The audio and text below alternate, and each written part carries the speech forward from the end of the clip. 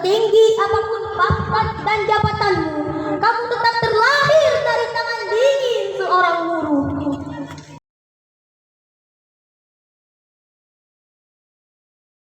Assalamualaikum warahmatullahi wabarakatuh.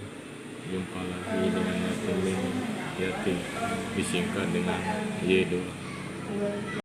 Kepada baginda Rasulullah Sallallahu Alaihi Wasallam. Yang saya hormati Bapak Kepala Dinas Kabupaten Simelu, yang saya hormati Bapak Ketua PGRI Simelu, dan yang saya hormati Bapak Ketua MPD Simelu, dan Ibu Kepala Sekolah SD Negeri 7 Simelu Tengah.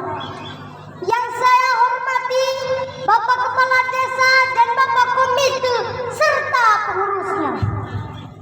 Dan yang kami sayangi guru-guru dan orang tua kami serta teman-teman yang berbahagia.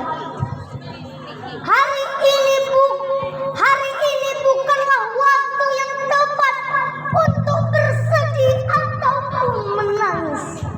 Karena hari ini adalah hari yang sangat dinanti-nanti. Setelah 6 tahun lamanya menuntut ilmu, tergugah hati ini menyaksikan senyuman terindah kakak-kakak tersayang.